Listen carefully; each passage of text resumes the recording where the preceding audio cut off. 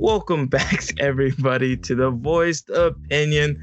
We got a lot to talk about today, and we got a lot of things that are going to be a little new, because I don't think we've ever talked about D&D before, right, Ben? No, not on the Voiced Opinion, man. It's Right. just me and you today. JSB, he's sick or something like that. I don't know. Yep. And It sucks. Yeah, it sucks. He's the usual intro guy. That's why this intro is being done by two right now. So, we're going to talk a little bit about D&D, about, just the classic things about how DMs are and how much they suck. Am I right, Ben? That's right. We're going to slide into your DMs with some DM talk. No, come on, Ben. Come on. Ben, you haven't slid into a DM since 1999. Yikes. Stop the podcast. No. But let's kind of, and later on we're going to do our classic game of guess that fake news. Yeah, that's right. Fake news. I've got some good ones today. I'm just telling you. But first, we really wanted to talk about this new Candyman trailer that just got dropped. Ben, thoughts? So here's the thing about Candyman. I've never actually seen the first two, because you said there's two, right? Right. There's Candyman and Candyman 2 or something like that. Nice. Yeah, I've never seen it. I've heard the story, but I'm a huge fan of what Jordan Peele has been doing. What's his production company called? Peele Incorporated. Banana and Peel. I don't know. Okay, whatever his company is called. I want to say it's Monkey Paw, I think. But yeah. That's exactly it. All the stuff that they've been doing has been fantastic. So, I mean, I saw Us, and it was just, I got to say, that was one of my top 3 favorite movies of this year. It might have been even the favorite. I saw that one in theater 4 times. 4 times. So I kept taking different people to go see it because I wanted to make them see it. So this Candyman movie coming up, I'm very optimistic about it because of who's involved. But everybody's talking about Jordan Peele. Nia DaCosta, she's the director. So credit to her as well. It looks really good. I'm excited about it. And the trailer, fantastic. It was spooky. Yeah. And I think that's one of the big things, like whoever's running that marketing side of Monkey Paw, or maybe it's even just the bigger production behind it, who run those trailers, because for every trailer I feel like from Jordan Peele, it's always been like spooky, entertaining, and it's they don't give away anything as well though. And that's what I feel like a lot of these Disney and Marvel things, they like basically give you the whole plot and the ending in the trailer, and then you're like, for me, it's like, why do I need to go watch Furious 22 if I already know how it's going to end? This is about family.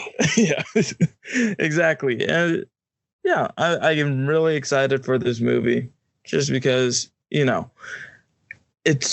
don't know if it's going to be a reimagining, a remake, or like just following the other 2 movies. But, the first 2 movies, I did happen to watch the first one. I don't know if I watched parts of the second one, but the second one was just like a money grab, so I kind of fell out of it. I was just not super interested into watching it all the way through.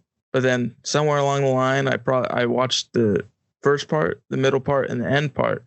But it's kind of hazy, at least. It's like Jurassic Park, number 1 and 2. Is that what you're saying? Oh yeah, yeah. Like I watched them a long time ago, but I definitely don't remember anything. No offense to Jurassic Park 2, but I don't remember anything about that plot besides Jeff Goldblum was in the film. But I mean, this one, I'm pretty excited about the Candyman movie. I tell you what, if they release an album of spooked out songs that are hits like the 90s, I would buy it, like straight up. What they did was Save My Name on that. Oh my gosh. It's amazing. What's the name of the other one from Us? I got 5 on it. They put the remix on it. Just spooky, fantastic. Love it. And you're 100% right. That got 5 on it one. It's amazing. It's amazing. And then also when he heard the interview on NPR, and I probably talked about this on one of our really, really old movie podcasts, but he talked about it on NPR, how, the whole point of the Us movie is double gangers, and he wanted to portray that in a song as well. Mm-hmm. So he was like, let's take this kind of happy, feel good song and turn it on its head and make it this really sinister, like creepy sounding song. And so, kind of tied into the movie perfectly. Yeah, it did tie into the movie perfectly. And, I'm hoping that this one turns out really good too. I'm really excited about it. And as a trailer, I will say it's one of the best trailers I've seen so far this year. Here's a quick hot take. In terms of the trailers I've seen so far for this year, I've not been that impressed with really anything. And so far in this first month or two of the year, nothing's really come out that has been that interesting to me so far. So obviously we're waiting for summer blockbusters and stuff like this, but as a whole, there's not much out there I'm really excited about. I mean, Quiet Place 2 is something I'm excited about. And this, and I think that's genuinely about it. There's not much else that really gets me excited that I need to go to the theater for. The only other thing that gets me excited is I think it's Good Guy, the Ryan Reynolds one that's coming out, or Nice Guy, where, he's supposed to be playing an NPC in a video game, and then he becomes sentient and starts rebelling because basically he's inside a GTA. And everybody's robbing and stealing and killing. And then as an NPC, he's like, this is wrong. We shouldn't just sit here and take it. And so I've not seen that. No, like it looks funny. And that's all I want from Ryan Reynolds is a funny movie that's full of action. And, it's a GTA video game. Like there's going to be a lot of action. So that's funny. I have to watch that trailer. I didn't know about that. Also, I think that Artemis Fowl is coming out this year too. Yeah, I'm a book nerd, so color me excited. See, that was supposed to come out last year. Was it? I think, and they held it back. Oh no! If I remember correctly, because you got to be careful with that. Because I know for a fact that I read only one of those books, but I was super into the character. And it was such a cool book. And also, I was very into the Butler character, who had a lot of mystery behind him, and then this is like a secret badass as well. So, yeah, for sure. Yeah, I'm gonna be really excited to see what happens because I think that one will be pretty good too. I'm a little bit off right here on topic, but Candyman, hey. I'm excited. That's my go for. Candyman, excited, ready for any new kind of movies out there, and also ready for some D&D talk. Oh, yeah. Yes, perfect segue right there.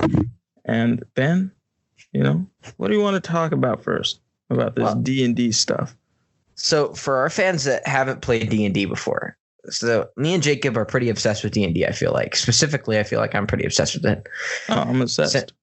Since high school, I've been playing it. We've been playing 5e. I played a couple of campaigns with Jacob where he's been a player. I've been the dungeon master. So the way D&D works, it's a role-playing game where you're working your way through an adventure, basically, and you have dice to decide like stuff like that. But the main thing I like about it is it's a really interesting setting to hang out with your friends and enjoy a game, right? Mm-hmm. I think it's a very, very cool game when it comes to connections with friends. That's the main thing I like about it. But coming up soon, we've got a new D&D campaign that I'm DMing that I'm working on, really planning it out this week. And so I thought it would be funny to talk about some D&D stories that we've had and some crazy stuff happen, because in D&D, unlike a lot of other games, it can go any way. I mean, like if you have some groups, it's very serious, we're going to go this part of the story. But with some of the groups that we've played with Jacob, it's like anything can happen at any time.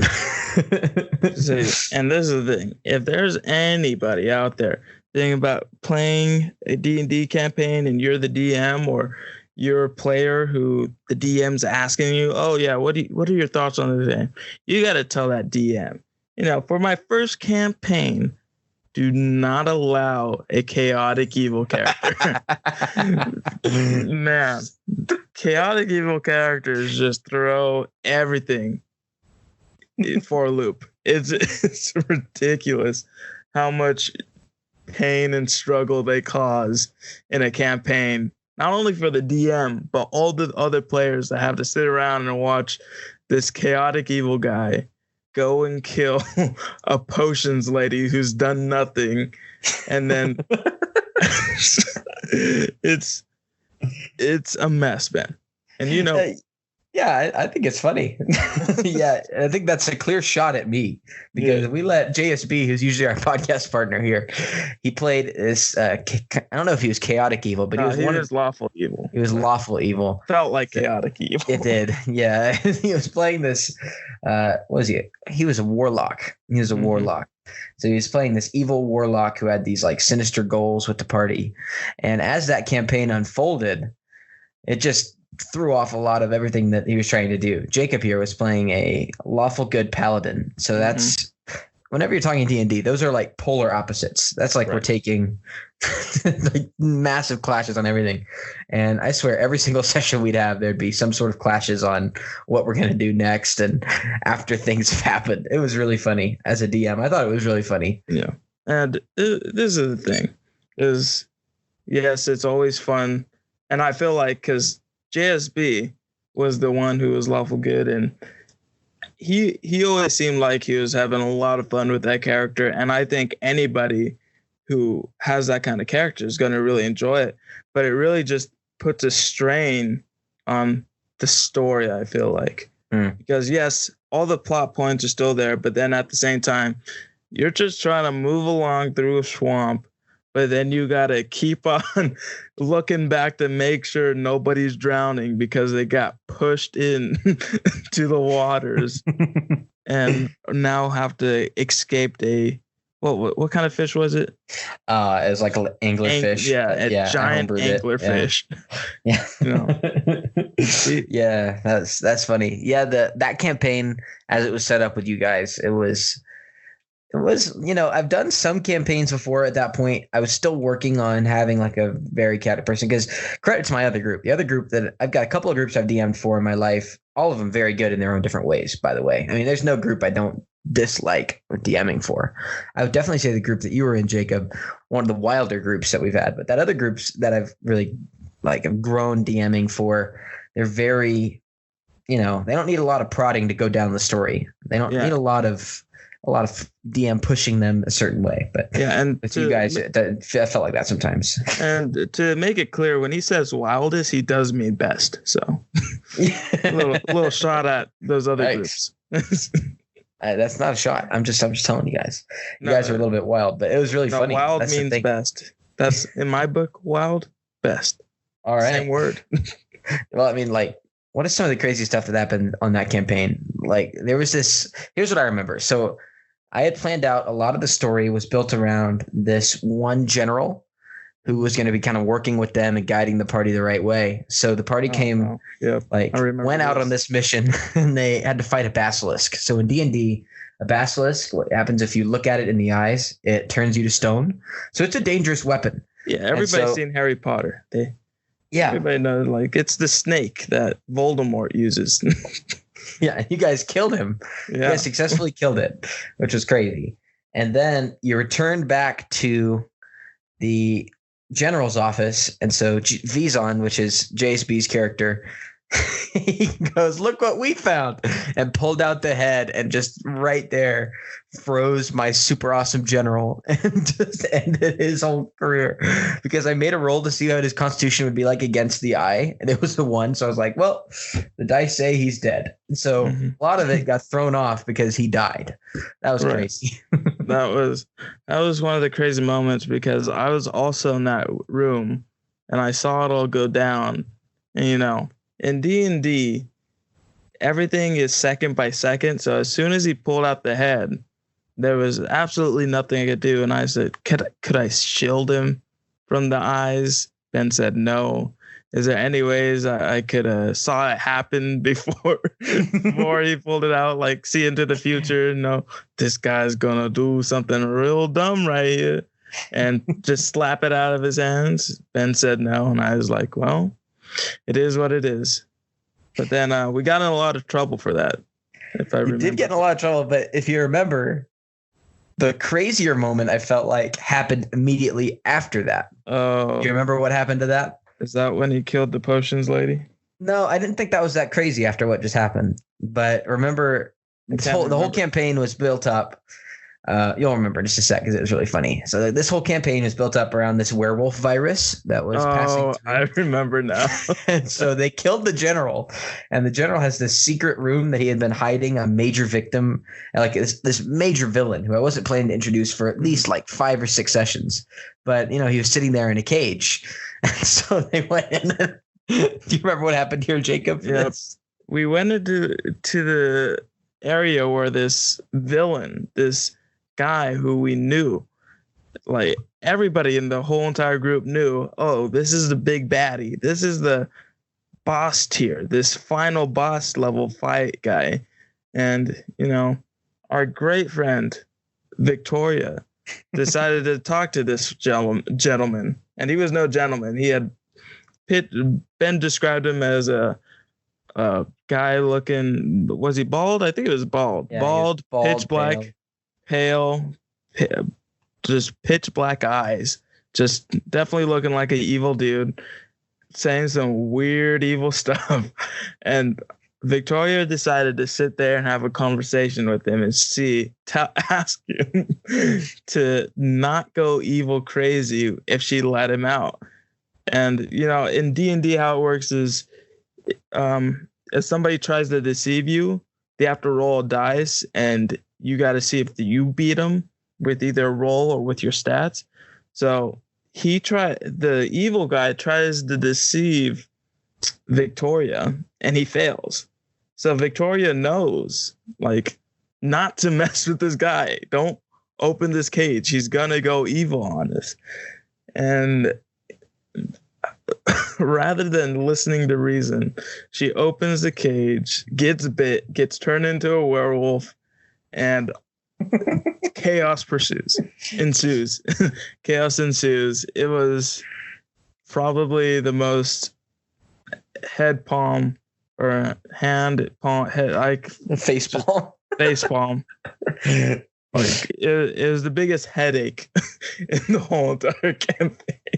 It was so funny so to be fair to Victoria, she had just started playing. So this was probably the 3rd session that she'd ever played. And so she hadn't dealt with a bad guy trying to be very intimidating before. And so I don't think she really understood the stakes of what he was saying. Cause I remember what I was saying is trying to convince her to let him out was if you don't let me out, your friends will all be murdered, and stuff like that. Just the basic, basic evil guy threats. And she was very susceptible to it. No, and then it was hilarious. No, I think she understood, but she just wanted to take a chance anyways. That's my whole thing is she definitely understood what was going on. She took a chance, and when she did it, it didn't work out how she thought it was going to work out. That whole campaign was very, very there was stuff going on, and it was very eclectic on which way they went. And also, to be fair, I didn't write an amazing story for that one. I thought I had a really good story, and it got thrown off because of the different decisions made, but it turned out okay. I thought there were some bummer sessions, but as a whole, it was a pretty good campaign, I felt like. No, to me, it was definitely a good story. I think the story was there, and it was, to me, it was my first campaign and the first introduction to D&D, and now I love it. I'm obsessed. Oh. Do you know how many figurines I got, Ben? How many? A lot. Right now, I'm looking at 11 that I don't have painted, and then I got 15 more that I have painted. Yes, I paint figurines. Hey, I've done a little bit of painting myself. It's super fun. Nerd. Low-key. I know. I've got a lot of figurines too, man. Yeah, that's the fun of D&D though. I feel like in D&D, you have this weird special attachment to your first campaign. Right. I don't know if you feel the same way, but for me, my first campaign that I ever played in, I was in high school. So me and a bunch of my stupid high school friends, we were DM'd by a guy named Alex. And so we didn't even finish the campaign. We only got through, I think, 7 or 8 sessions or something like that. But I remember those sessions with such nostalgia, being introduced into the game and enjoying it. And it's kind of like the love from the game has come from there and just sprouted since then. Right. Yeah. Exactly what it is. Yeah. Yeah. D&D is pretty whack. I mean, as a whole, it's one of my favorite games to play. Now that I'm setting up this this campaign, though, this next one coming up, I've taken a lot more concern over whether we should do a railroad campaign or a sandbox campaign. So I want your opinion on this, because a railroad campaign is very, this event happens and this event happens and this event happens. And I focus on making sure people go from place to place. And a sandbox campaign is stuff's happening all over the place. And you can decide wherever you want to go and go enjoy the world. And so what are your thoughts on those two different types of D&D, and which one do you think you'd prefer? So, yeah. Honestly, I think a combination of both, but I'm really leaning towards the sandbox kind of game because when I look at it, and this is because I have an extreme bias towards open world games. Basically, the only games I play are open world. Like, I don't like having a whole lot of structure and people telling me I need to go this way. Like, linear gameplay in video games for me is boring and repetitive. So, like, I can't really get through I can because it's really easy. I could get through a Call of Duty campaign because it's literally go down the map and shoot at whatever pops up. That's all it is. So, and I feel like it could be there's a chance it could be like that in D&D too. But like, if you do a strictly railroad campaign, essentially you're just going down the road or going up the mountain pass, and there's plot, fight, more plot. Then you go to the next session and it's go down the path, plot, fight, plot. And then that's how I feel if you do strictly railroad campaign. But I also feel like when you do have a way too open sandbox campaign, a lot of players, especially new players, which that's what we were, start overthinking things. And they're like, well, does the DM want us to go here and go there? Or where does the DM want us to go? And it's like, that's not the point of D&D. Is you're not trying to fulfill your DM's wishes. You're just trying to have a fun adventure. And the DM is just there to guide you and kind of enjoy the ride as well. Yeah. So I think sorry, go for it. Oh yeah. I was just saying there's a happy medium in there. I'm also very biased because I think it should be lead more towards sandbox, where it is like an open world and you have multiple options to go wherever you want. But I also know how you run a campaign is literally if we are sent on a mission to go do something and we decide to do the exact opposite, you would let that happen. Because and I think a lot of DMs, like I haven't met a lot of DMs, but I'm sure there's a few DMs if that really happened, they would have made some kind of punishment if they didn't follow what was destined. And I put air quotes around destined for the campaign. But I don't know. I also know DMs like you who just will switch it up on a dime and won't think anything of it. Destroy the whole story and, just have to roll with the punches. Yeah, I think that's the fun of being a DM, because I definitely lean more towards open world whenever it comes to sandbox versus railroad. I do think there's some parts that need to be railroaded. Specifically, I think that there should be some sort of overarching threat or plot. Like, you've played in a couple of my campaigns now, so that's usually my style of there's something overarching that, if you do decide to leave this werewolf threat alone, you might find yourself getting jumped on the road at some point, right? So I think that's kind of the way I like to approach it. But yeah, I prefer a sandbox. Whenever I'm playing the game, though, like here's the thing. You hit the nail on the head for a second whenever you said, what does the DM want us to do? Right. Exactly. That's just the classic line. I swear I hear that more than I hear like any other thing when I'm playing D&D, whenever I'm running a D&D campaign, because people are just like, we really want to go the way that I want them to go. And I feel like that doesn't matter. That's my personal philosophy on D&D. It's like, just do whatever you guys want to do. Screw it. Yeah. That's the fun of D&D. If you want to go that way, cool. Yeah, I definitely prefer a sandbox, but this campaign I'm building is a little bit more railroady than the last one we played. But at the same time, it's still very open. You can do whatever you want to do, but there's going to be clear consequences if you don't do blah blah blah blah blah at certain points. I'm pretty excited though. I love running a D&D campaign as a player. I will say this as a player because I've done probably more D&D as a DM than a player, but I've played a lot as well. At times, I do prefer a railroad, specifically whenever it's very well designed railroad. Like one of my friends, her name is Victoria, and I'm sure she would say that it's very open-ended. And honestly, it does have an open feel because that's what a good DM does. But the story's going in one way, and if you follow that direction, that's awesome. I was playing a very disruptive character for that, and I kind of feel bad for it still, but I really enjoyed those sessions, just going through and doing what was supposed to be done. And I think that is, like almost every campaign you're going to play in, it's just kind of the nature of it is going to be more railroady, because I feel like probably 50% of Dungeons and Dragons sessions are using these things called modules, which have chapters for each thing you're supposed to do. Right. Have you ever read one of those before? It's just you go boom, boom, boom, boom, boom, boom, boom. No, it's just you go event by event. Yeah. I've seen those, and I after like starting to play with you and then seeing that, because you didn't use a module, right? Nope. You just went off of and that's when I was like, why would I use somebody else's world if I can go ahead and create my own? And I think it's so much cooler and so much it's more interesting to create your own world and just dive in and kind of explain your own lore as a DM, and then also as a player. Well, I honestly don't think it matters if you're a player, because you're just enjoying being around everybody. I think it does matter if it comes to a passion for the lore. I feel like if I ever try and run a module, I've run a couple of modules, but they're like one-shot modules, right?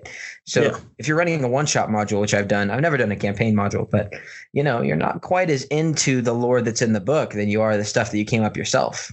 So I think it does affect it. That's my opinion. As a DM? Yeah.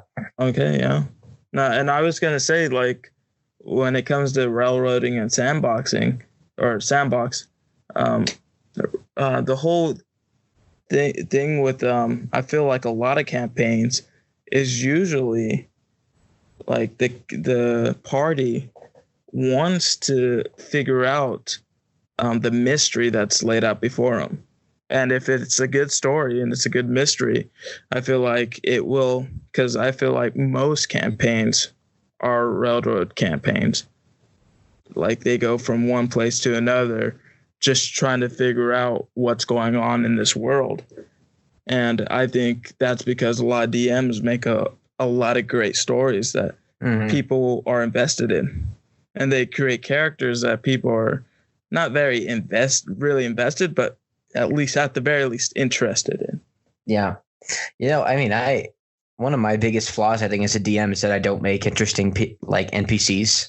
I feel like really good DMs make really complicated, interesting NPCs, which I think is something that I want to work on for this upcoming campaign. And I think Matt Mercer kind of put pressure on a lot of DMs because if you guys and our listeners probably don't listen to Critical Role, but maybe they do. We don't have a whole lot of listeners though. Not yet. But Critical Role is a online D&D thing where there's these, how many? Like 6 people that play D&D, and they do these giant live streams. And Matt Mercer is a voice actor who is a DM who just destroys being a DM for everybody else, because he's just a master. He makes these interesting characters. And I will say this, sometimes in Ben's campaign, like our group forces him to make interesting NPCs so we can be entertained. Because another funny story is, me playing a Dragonborn Paladin, found this little old man. I remember this little old man who was crazy, who was defending abandoned house from the outside. Like he wasn't living inside of it, he was just living outside of it. And I was able to drag him along on adventures until I threw him into the cold, dark, deep space, and he blew up. Yeah, that was. Yeah. Yeah, I mean, sometimes like groups will become really connected to NPCs, and you have to turn them into something. One of my favorite stories for an NPC is a guy by the name of Stick Knight. This wasn't in your campaign. This was in a different campaign. Yeah, So I probably would have remembered Stick Knight. yeah, this is a pretty legendary story, in fact. So there's this. The whole story is about this conspiracy where the king was actually trying to like wrestle power away from the church and stuff like this. But that didn't matter that much for the story. So long story short, there's this battle going on in the king's chamber where the king's son has polymorphed into this giant bear. And so this bear is ripping people apart. Yeah, it's fantastic. This bear is ripping people apart. It's already down 2 of the PCs. All of the guards that were in the room are out. So I've already described in pretty great detail at this point that the guards and the army of the city, incredibly unwell equipped, right? So their spears are very dull, and they've got terrible armor, and some people, they look very scrawny. Yes. So basically this bear is just wreaking havoc. And so the party looks like they're about to lose. And so one of the characters of the party was down on the ground and about to be killed. This was one of the warlock by this bear. But in runs this knight, and as he comes to hit the bear with his spear tip falls off. But he doesn't care. He steps forward and he stabs it in the eye. He stabs the bear in the eye with just the stick. Wow. And so it doesn't kill him or anything. It does like 1 damage. But the party wins the fight, and Stick Knight gets his head ripped off in the battle. So Stick Knight dies. No. And it was all sad for them. So they were all very, very sad about Stick Knight dying. But following this, the party took Stick Knight's headless body, put it in like a freezer area underneath the castle, and worked tirelessly to bring him back with a necromancer spell. And so later on in the campaign, there was this conspiracy going on. The party was sleeping in the castle. The castle all of a sudden came under attack and was put to the torch. So it was on fire. And so, the party is trying to get out of there, and they get all the way out. And so that warlock who got saved by Stick Knight stabbing the bear with the with the stick, after they make it all the way outside, yells Stick Knight, and he turns around and he runs all the way down to the basement and gets him out of the fire and almost dies. But he takes this guy, this dead body, all the way back out. Long story short, the campaign comes to an end. At the very end, they're able to figure it out, and they do resurrect Stick Knight. So, he wasn't even an NPC. He was just a dead guy for most of it. But that's the fun of D&D is you get to create this world, and, you as a player, you get to do some creating yourself. You can create these characters that you can decide whether or not are important to you, or you can say, oh, you want to give me a main character, Mr. DM? You want to give us a general who wants to help us? Well, we're going to put him under the stone spell. You're dead. You're dead. Rip. Yeah. That's the fun of it, though. I love it. It's great. I feel really bad as a player. Here's the thing. I find it. So I'm kind of, if we're defining dungeon masters as like chaotic or like neutral, I feel like I'm very chaotic in the way that I do things, specifically with like responding to other people's stuff that they do. So whenever I'm a player, I tend to lean more chaotic, I feel like. So whenever I'm a player, I've had my campaigns disrupted so many times by crazy stuff happening that I know how to disrupt the campaign a little bit. So Jacob, your first time DMing, dude, tell that story of what I did. So how this story was set up is, there was a local person who said, okay, here we go. There was a story. How the story was set up is this local town was being harassed by this giant mob of bandits called the Red Dagger. And Ben's group was hired to, get rid of these bandits. And how the story was supposed to go is they were supposed to go out to the outskirts of town, and these peasants that were hired by the Red Dagger were supposed to just scare them, but they were peasants. They didn't look like the actual Red Dagger. They weren't supposed to be intimidating, and the party was.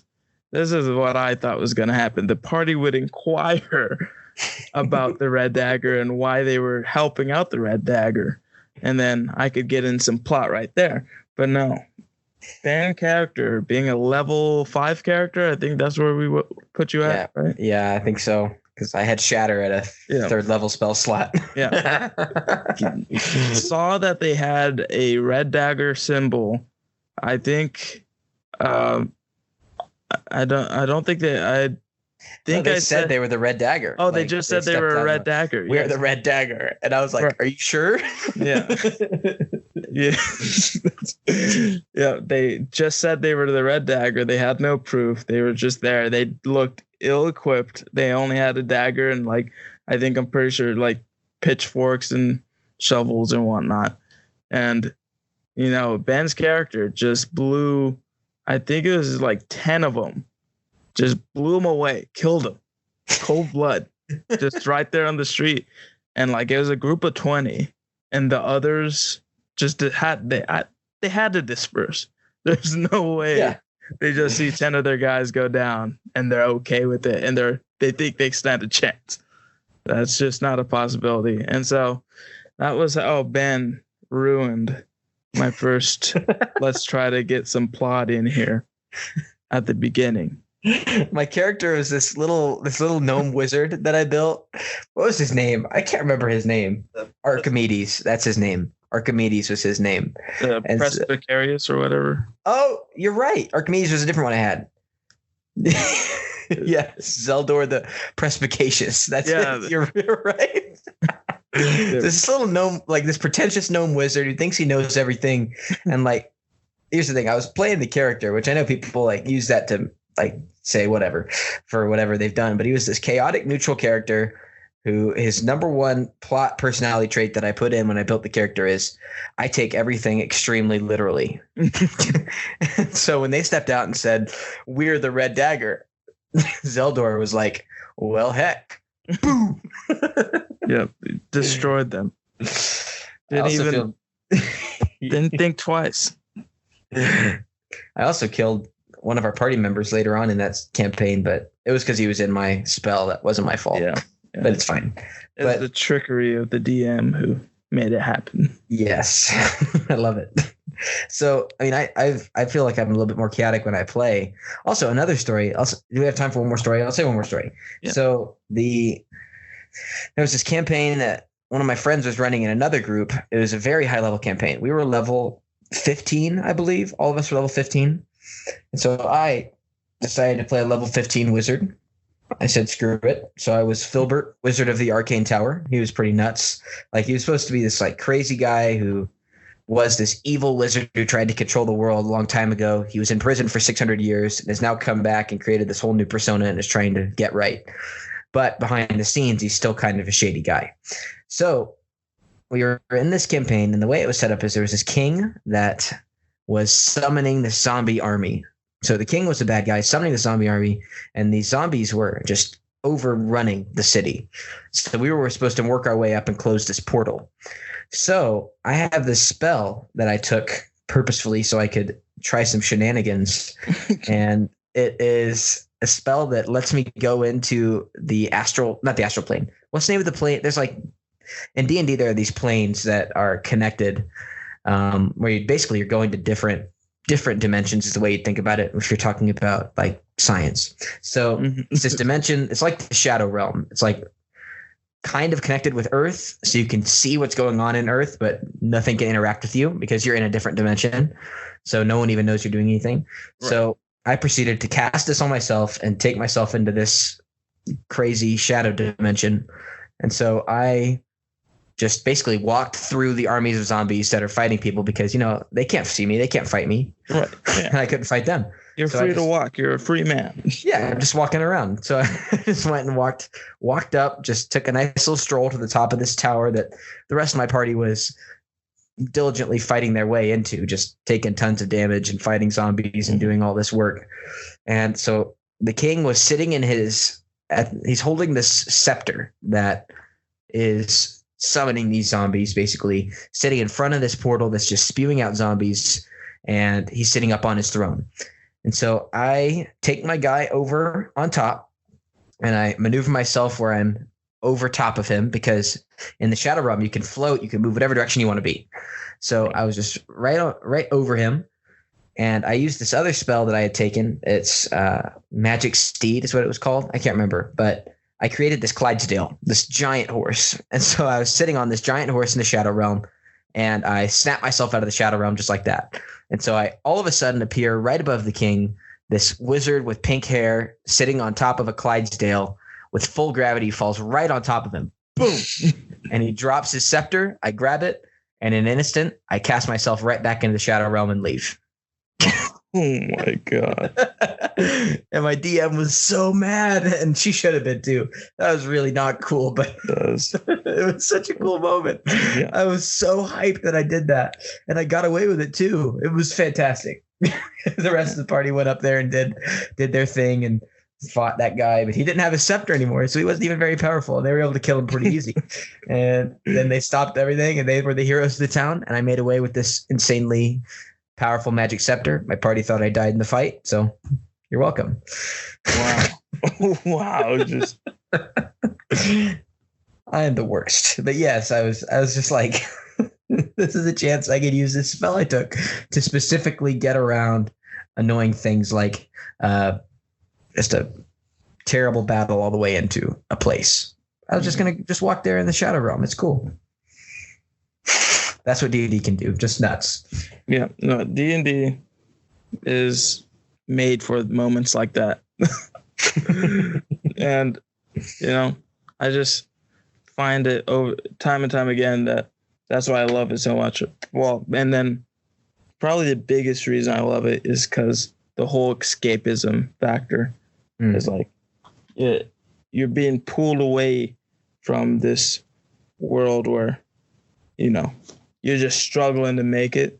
Like when I was a college student, just struggling to make those grades, struggling to make sure I got rent paid on time. And D&D was 4 hours of like not having to worry about all that stuff. Mm-hmm. And it was great. I loved it. And love it. Yeah. But what time do we got, Ben? Are we looking good at time? Yeah, I think we're looking good. That was a great discussion, though. Yeah, it was a great discussion. We're not sponsored. Yeah, we're not sponsors. But I think we should talk about one more thing about D&D. And that is player killing. Now, oh yeah. Yeah. And you know, Ben, you're a DM. What do you feel about DMs killing players? How do you feel about that? So in D&D, it's not like video games or other games where if a character dies, you can just bring them back. If your character all the way dies, which granted, if you take damage and you roll it, you have to roll for it and your party can save you. It doesn't happen a lot. It doesn't happen very much. But characters can die. And so in D&D, if your character dies, basically you have to rip up that character sheet and make a new one. Mm-hmm. You can't bring that guy back. Never bring him back. Gone forever. Gone forever. That's right. If you die, you die. And I've had 3 players that I've been playing when I've actually playing the game. I've died 3 times. Every time. Brutal. Just brutal. Can we get a rip in the chat, boys? Let's just get a rip for all of those guys. Studs. But whenever you die in D&D, you can't come back, and then you make a new character, and then all of a sudden that character has to be jumped back into this party and this story that's already established, and it's a bit of a hassle. But I think it's a necessary part of the game, because if there's no stakes, then the battles lose their thrill, I feel like. Right. And I think you're right. Because, yeah, like this last campaign I ran, we had, like, for example, there was this big battle with some gnolls in the street, and there were a lot of these gnolls coming down, and there's this one gnoll that was just absolutely mowing down people. So it just killed knocked down one of the main players. And so you could look around the table, and it was a group of a lot of people who were newer, and their eyes were wide open. Like Jeremy was playing, and Trey was the guy who was playing. All of them, they were aware of how dangerous that situation could be to their characters they loved, and they had to do whatever they had to do to get out of it. I think that's the fun of D&D. Yeah. I think you're right in the whole aspect of that's what gives it a thrill, is knowing that, if I don't do the right thing, my player's gonna die, and I'm gonna have to pick a new one, and that's sad because like I remember our friend Trey saying that he was sad when his character died in my campaign. Yeah, we did how many sessions? 2 or just 1? 2, either 2 or 3. Yeah, we did like 2 sessions, and he died in the second one. And it's one of those things where, as a DM, you try your best to follow the rules and then also kind of cater to the party. But then when something like that happens, you just feel awful because he had created to me. It was my first time, so like Ben sent me a funny meme where like first time DM killing the player, second time, and it's a maniacal what is it, Tom Cruise cackling. But no, but because he had built his character he actually named his character Thor. And like in the campaign, I had given him a hammer that had a lightning ability. So yeah, his character was a super dope character who was Thor, level 5, and he ended up kicking the bucket. And as a DM, like maybe that's just something I have to get used to, but I kind of thought it was kind of whack that this really cool character had to just go because, he died. But then you wimped out and brought him back. I did bring it back because I felt that. It's your right to do. It's your right to do. Yeah. But then, I was looking on TikTok. If you guys don't know about TikTok, you guys got to get it. Got to get TikTok. Not sponsored, but you got to get TikTok. It's a great app. There's a lot of fan stuff going on there, especially with D&D. But this guy was talking about how, it kind of sucks for a lot of people. Like you have to take, basically when a player dies, you're basically going to have to take a session to integrate a new character into the story, which kind of sucks. But at the same time, it's not that bad. But to me, it's like, what happens if there was a way, if characters didn't necessarily die all the way? So you didn't have to make brand new stats, didn't have to make a brand new personality, and then also you can keep players happy. Well, and they're going to be happy nonetheless. Well, I don't know. Have you ever ran into somebody who just couldn't enjoy a campaign after his first character died? Yes. Really? JSB. Oh.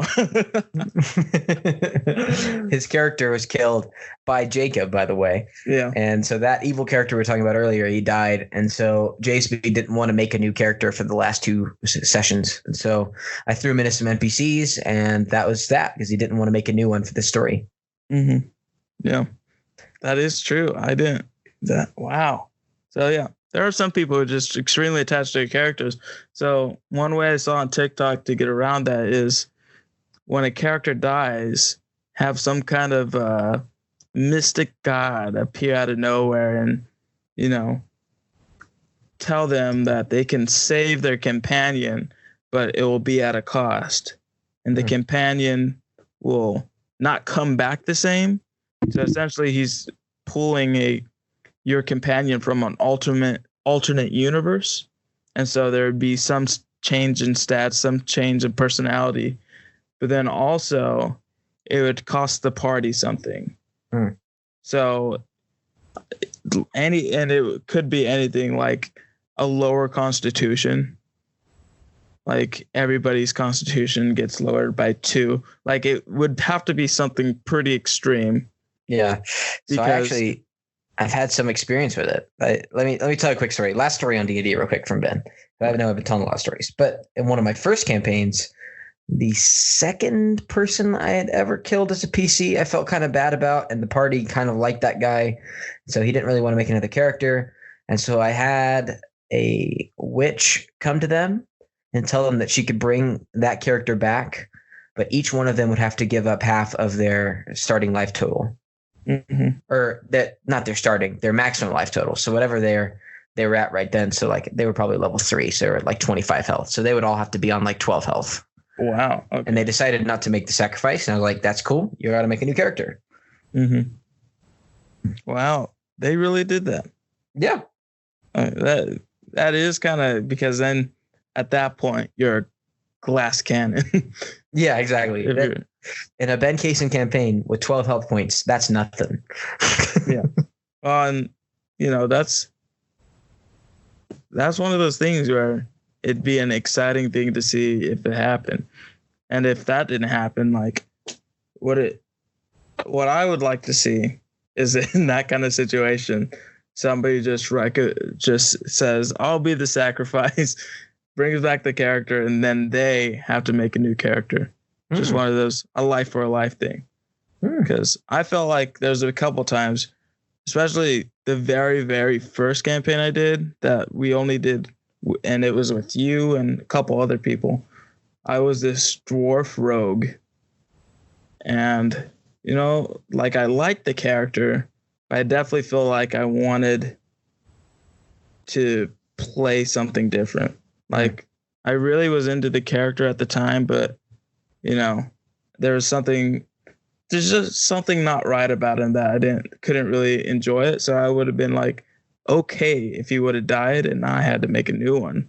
So that's one of the situations. Like, if you want a clean slate, there's your opportunity. I know some people get tired of their characters. Honestly, at times I've been tired of characters too. But yeah, see where that's come from. Yeah, D&D, super cool. Killing players, super cool. I love it. I've killed how many now? If I'm not including one shots, it's down a lot, because in one shots I kill a lot of characters. Really? Because there's no consequences to killing characters in a one shot. I probably killed 7 now. Consequences. Yeah, consequences for your actions, baby. Love it. Yep. That's the fun of D&D, though. Like, if your character dies, whatever, make a new character. It's fun. Yeah, it's all for fun and games. Yeah, don't have to be too serious. Yeah, exactly. Yeah. Well, before we transfer into our games, Jacob, are you done with D&D? We ready to talk about something else? That was a great talk. That was a great talk. Let me give you a quick fact real quick. The leap year just came. We just had our leap day. That was a couple days ago. It was February 29th. That's really cool. So I don't know if you know this, but with inserting the one day into the leap year, every 4 years, it actually overcorrects.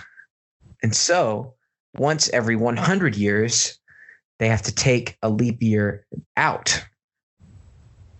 Then that undercorrects. So once every 400 years, they have to add one of those 4 that would have been taken out back in.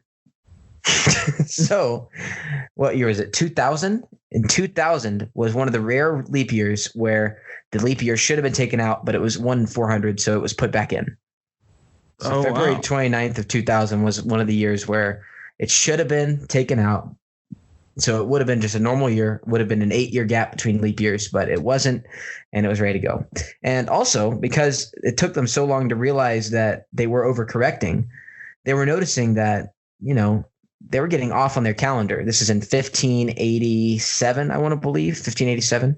So don't quote me on that. But 1500s, they realized that, hey, the summer solstice is 17 days off. like they're realizing stuff like this, like the new year is actually January 17th. And so they figure out this way to correct it with the leap years, taking them out and putting them back in, like I'm talking about. And so when they do that, the Pope and the people in Europe, they make this decision to unilaterally go directly from October 1st to October 17th.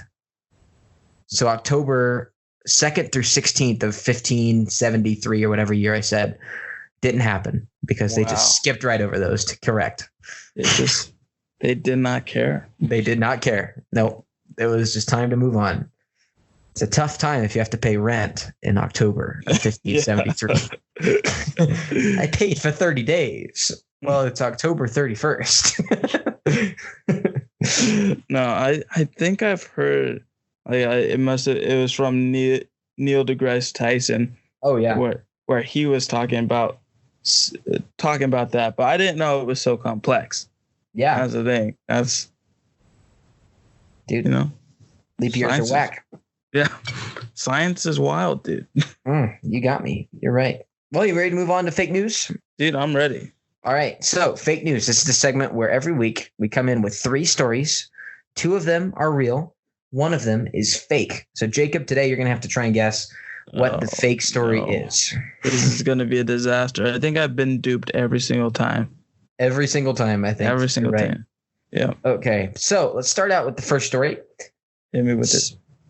So, in Pasadena, California, a 911 call was called. And so firefighters, they made their way out to figure out what was going on at this area. And they found out that there were between 30 and 40,000 bees. Wait, this is the same one that JSP did last week, didn't it? No, that was the one I did. Yes. So I've seen that one. Okay. Let me do a quick adjustment. Okay. So that one was very real. That one was real. We did that one last week. Okay. I realized that just now reading that again. I'm sorry. Let's try again. That's hilarious. Yikes. Dang. How did I forget that from last week? Dude, and I made a Nicolas Cage joke. You did. About it too. Bees. Bees. Oof. Okay. Well, let's try this again. So, Julian Edelman and Tom Brady attended a basketball game this week. And so at that basketball game, Tom Brady, he's the Patriots quarterback, he was videoed Skyping Mike Vrabel, the head coach of the Tennessee Titans. Like there was a video that came out that like he's sitting in the stands and Mike Vrabel is on his phone while they're at the game. Brady and Vrabel were former teammates, but that's all the way back in like 2007. We'll see what happens with that. What are your thoughts on that story? So my thoughts on that story is, I wouldn't put it past him. But at the same time, did you say Skype? Well, Skype or FaceTime or whatever they were using. I guess it could have been something else. It could have probably FaceTime. But if the facts were true and if you knew him, I don't know. I don't know if that's true, Ben. But it's definitely a possibility. Tom Brady's looking for a job, and if the Patriots don't want to pay him, he's going to look elsewhere. Tom Brady, absolute madman. Yeah. Say it. Okay, so your story number 2. So do you know of a man by the name of Rembrandt? Have you heard of him? Rembrandt, no. Yes. So Rembrandt is a famous Dutch painter. He was considered one of the Dutch masters himself. A 400-year-old painting has been thought of for years as a fake. So people thought for a long time that it was fake. They found it in Rembrandt's studio, but people believe that it was actually an unknown artist that made it. And so they weren't really sure. Really, for a long time, it was just considered somebody else had a painting. It was put into Rembrandt's studio. They tried to pass it off as a Rembrandt, but they didn't think it was. But this week, news came out from the Allentown Art Museum that they went down into it for the Portrait of the Young Woman. That's the name of the actual painting. They went and looked into it, and sure enough, they found out that they think Rembrandt actually was the author, as they found some delicate brushwork underneath that changed their minds. They used some X-ray. They did some stuff like this, and it found out that they think that it actually was a Rembrandt. So just a roller coaster of the next 400 years. What are your thoughts on that one? That story is so boring that I think it's real. Oh, no, it's so boring. Who cares about art? You think I'm going to the art museum tomorrow? No, I'm going to work. Then I'm going to come home and watch football. Okay. That's exciting to me. Dude, Rembrandt's a stud. Go look at some Rembrandt paintings. They're great. Is he like Leonardo da Vinci? No, he's later, but he's like, I guess he's like 200 years after Da Vinci. But is he that famous? Honestly, no. But he's pretty famous. I mean, like, he's probably one of the top 10 painters of all time in terms of fame. No, I would say. This is the thing. I guess I feel bad for the guy, because did they really think this was like a really, really good painting? Or so it's just a crappy painting that they're like, no, he couldn't have made that. There's no way that I would be able to do anything like this painting, by the way. It's just a painting of a girl. Oh, so there's just like there's no it's just way. a portrait. It's a portrait. It's not that good. He didn't do it. They're like, oh wait, he might have been that bad. All right, are you ready for the last one? Yeah. All right, so if you consider that one boring, this one might also bore you. But is it another art one? No, it's a geography thing. I'm a geography fan. You love geography, right? Wait a minute. Are you telling me? Are you gonna tell me that Africa's the new Australia? No, but I am going to tell you that it is official this week that because of global warming, we're all going to need to order new globes because the globe and the maps that we have right now are officially inaccurate, as we have the sea. It was swelled up enough that the island of Tomko, which is in the Maldives, it's just off the African coast, was completely overwhelmed by the water. And at that point, it's official. Maps have changed. This little island has been taken off. I imagine most people aren't going to buy whole new maps and globes. Like I have 2 globes in my room and 1 map. They're inaccurate now because of Tomko, Maldives has officially been covered by water. One of the first, people believe, of things that are going to be covered in water from global warming. Wow. Not many people lived on that island, and most people were actually successfully off the island by the time that happened. Right. Well, I'm assuming so. It probably wasn't an overnight thing.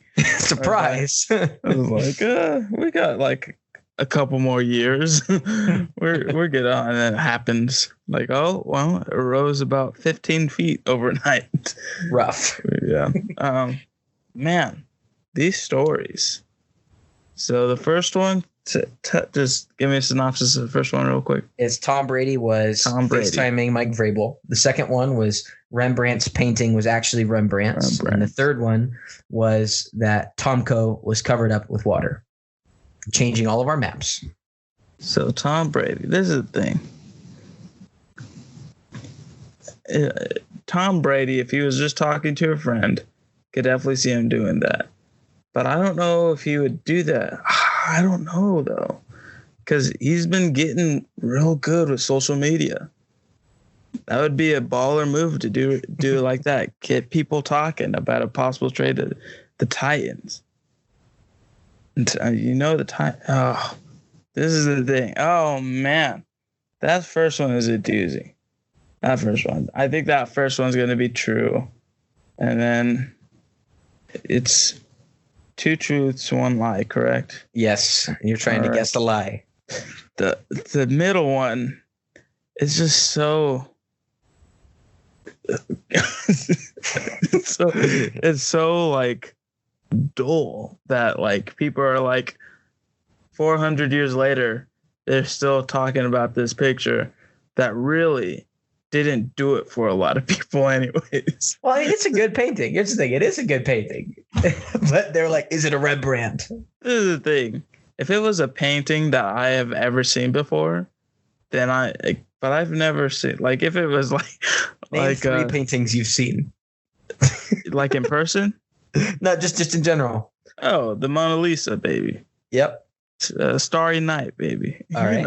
You know what? I know art, baby. I know art. Yeah. You know one more. You want one more? Yeah. Most people only know 2. The sculptures count? No. Okay, so paintings, Starry Night, Mona Lisa. The other one, the Vincent Van Gogh did, the Screaming Guy. All right, cool. That's the name of it, right? The Screaming Guy. I think it's called just Scream. Yeah. Oh, Scream. There we go. But you were I gotta go one more just to prove you wrong. Oh, just to prove that you have some. The anatomically correct man. That was a drawing by Leonardo da Vinci. Yes, that was a drawing. Yeah. We're off. You're welcome. I'm sorry. I appreciate that. No. Yeah. I think that one's true. Because that would make sense that people are just squandering over and being like, no, it's real. No, it's fake. No, it's a real one. No, it's fake. Oh, it's going to be sold here, there. Yeah, it's going to. So the last one, which is the that island in the Maldives getting washed up. I believe that? Has water really risen? Maybe the island just got tipped over, and that's why. I don't know. I'm gonna say the third one's a lie. That one's gonna be fake news. All right, is that your final answer? Wait, say that again. Is that your final answer? Oh man, you giggled. I might have to change it now. No, Is that middle one the lie? Dude, okay, tell me which one you're gonna lock in. The art one is the lie. The art one is fake news. You're locking it in. I'm locking the fake news is the art one because nobody cares. You should have stuck with your gut, Jacob. No. The third one was a lie. Oh, my tone threw you off. Your tone did. You're a master deceiver, my friend. Switched it up. Oh, no. Oh, gosh. Yeah, there's no island called Tomko in the Maldives. Why not?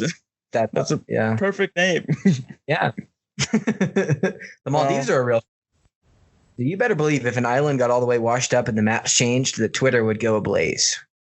Bernie Sanders would be like, global warming's destroying the islands. Yeah, but it could have been one of those things where, like, you know, those like sandy beaches, like sandy islands. They're just like you see them in the movies where it's just a little island of sand. Yeah. That washes away whenever. Yeah. Like high tide comes in and it's gone. Like could have been one of those. Yeah. I don't know. Dude, honestly, not a bad guess. You actually had it, but my tone threw you off. Well, I can't believe people are still worrying about a 400-year-old painting. Of course they are. They can study. That's what people are paid to do. That's their job. Well, but there's so much more art out there. You know, what about the new artists? Well, here's why you analyze it. If you're that museum that has it, I'm not saying they're going to sell it, but the value of it probably just like at the very least like was increased by 10 times. I mean, like I've seen Rembrandt paintings that'll fetch like tens of millions of dollars. How do you know this guy Rembrandt? Because I am a scholar.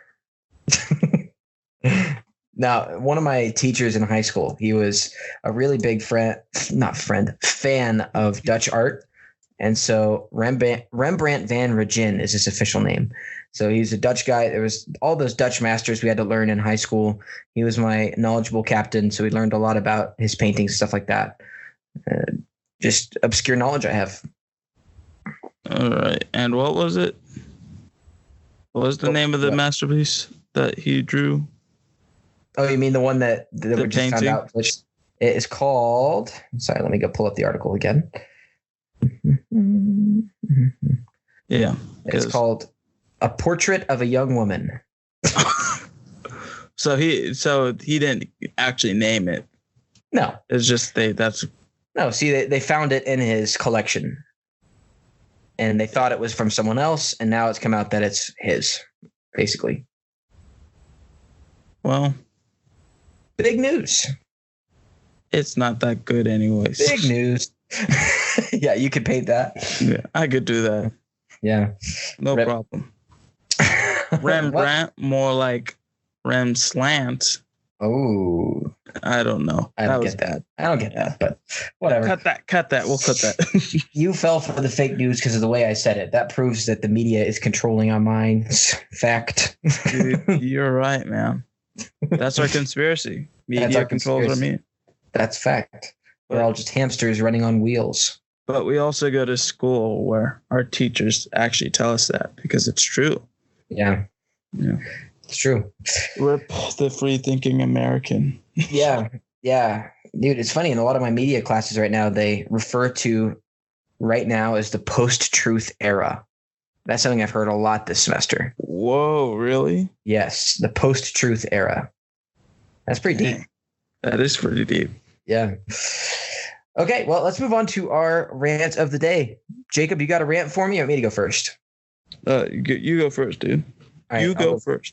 I will go first. I'll tell you what. I am just I haven't really been mad about really anything lately, but the thing that I'm going to rant about is wind. Okay. Oh, man. Wind. Now, I get it. A nice breeze is nice, and wind is kind of cool, I guess, if you're trying to, go sailing. But wind as a whole is just an absolute bummer when you're trying to play Frisbee golf. It's an absolute bummer. I'm trying to play frisbee golf this week. The wind kicked up, and all of a sudden, out of nowhere, I was like on hole 6 or something like that. I'm having a great time, throwing the frisbee really well. The wind kicks up, and all of a sudden, I can't play anymore because, if I throw it, it's going to get yanked to the right or yanked to the left. Yep, so you got to throw in the towel then. It's just nuts. So there's nothing anybody can do about it. I'm just saying that the first person to come up with an indoor frisbee golf stadium, I'll be the first one there. Wow. Dude, for life. Yeah, dude. I love it. Man, I saw all the it was just one tweet from our good friend Trey. We were talking about him earlier with D&D. Tweeted out that he hates the wind. That tweet got 10 likes. Relatable. And everybody commenting on it, and everybody loved it, and they agreed. And I feel like, I always felt the wind was annoying, and so I agree with you. Like, go away, wind. Yeah, it's like, what purpose do you serve? We don't get water from you. Yeah, there's no Mary Poppins around here trying to fly away. You don't need to be here. Yeah, screw off. Oh, man. All right. Well, my rant of the day is going to be the whole water bottle and Nalgene. Do you know what a Nalgene is, Ben? Yes, I do. I do know what a Nalgene is. So, for some time, and I'll admit it, most of my college career, I was into water bottles and Nalgenes until I grew up. And this is the thing. You can have your Hydro Flask, you can have your Nalgenes, but I will never use a Hydro Flask or Nalgene again because those things smell terrible. And it doesn't matter if I wash them every single day. By the end of the day, it'll just smell like mildew. Like, it is the strangest thing. And maybe mine is just corrupted because one time I took it to the Yellowstone National Park and didn't wash it out for 3 days. But still, I can't have a water bottle smelling like fungus. And I'm done with them, Ben. Yikes. So what, are you going to do plastic water bottles now and hate the environment? Exactly. No, right now I'm using a coffee cup. For water? For water. Love it. And it's the strangest thing because they're like I go to work and they're like, oh, wow, you drink coffee every second of the day. I'm like, no, this is just full of water. They're like, well, can't you get a regular cup or water bottle? I was like, no. They don't wash right. I don't know what it is. Maybe I just suck at washing dishes. Maybe. Well, and if you ask my parents, they would say, yes, you do. but no, the Nalgene and all those Hydro Flask and everything, I can't deal with them, Ben. Dude. Like, I don't know what it is about them, but there's something wrong with them where, like, I haven't used the one I'm holding in my hand right now in like probably 4 months. And it still has that smell. Like, completely dry, no sign of water, no sign of anything, and it still smells. I hate it, Ben. That's interesting. I wonder if that's just a you problem because I've never really dealt with that. But you know me pretty well. You know I don't drink water. I just drink Mountain Dew. So yeah. See? Can't relate. Yeah. It's a me problem. Yeah, that's interesting. But I've also had friends whose bottles stank, but never to the point where, like, it's an everyday thing. Well, at least they've never told me about it. I don't know. It's crazy. You need to start like a website where people can anonymously post their experiences with stinky water bottles. Yeah. No, it's the worst, Ben. That sounds terrible. How am I supposed to drink water if the water smells like a river? Stankdrink.com. Yeah. I've got it. Buy it. Book that. Yeah. Buy it now. That's my big business idea. Another big business idea is a Top Golf for Frisbee golf. Buy that. Book it. Oh, no. Pass. That wouldn't be fun. You just that would be so much fun. No, this is what you happen. you'd have a bunch of 20 to 50-year-olds throwing out their arm and falling off the course. That would be a concern. You're right. Yeah, it would be a disaster. Falling off of the course. Yeah, I bet it would work. I'm just gonna say it. Maybe. Oh man. Well, you want to outro us out, Mr. Sandoval? Well, I will, Ben. And first off, starting by saying thank you to everybody who is listening now. And if you are listening, leave a comment, because, it's always cool to see who's listening. Just say hey. Just say hey. Just say, hey, I listened. Or message me or Ben personally if you have our numbers, because most of the time, I think it's people who know us who watch this stuff. But if not, then just leave a comment. Leave us some love. And, thank you for listening. We got more stuff coming out. We all are just trying to get things straightened out. Ben with school, me with, not procrastinating. Adult life. Yeah, with adult life, not procrastinating. Just, we got more stuff. I do. If you want to go look at one of the latest things I've posted, I did post a little review on the Marriage Story. That's going to be at our website, which is that's the one with Kylo Ren and the girl from the Avengers, right? Yeah, that's exactly it. Is WordPress.com/offtheairproductions, something like that. offtheairproductions.wordpress.com. That's the one. But yeah, just go there. Go read that little review. I'm going to be trying to post more stuff. I think I'm going to have a dope review on the Breath of the Wild, and then probably another article about me just talking about open world games, because I've been playing Breath of the Wild and it's been fun, and I've been spending way too much time with it. So you should tell me, do you like Breath of the Wild or Call of the Wild better? Because Call of the Wild is a new movie coming out with Harrison Ford. Oh, yikes, dude. I honestly thought you were talking about that one for a second, and then you were talking about an open world game, and I was like, there's an open world game for Call of the Wild? No. So Breath of the Wild, Zelda. That's a Zelda game. Yeah. Call the Wild is a great book, but they're about to butcher it with that movie. How do you know? You have not seen it. Have you seen that CGI? With the dog? Yeah. The behind the scenes where they have an actual live person on the ground doing dog stuff. Oh, no. They did the whole Gollum treatment for a dog. Yeah, it was the funniest and saddest thing I've ever seen. But yeah, that's gonna be a whack movie. Now I have to go see it. Yeah, now we have to go see it. And yeah, for all you listeners out there, not sponsored, go see Call of the Wild.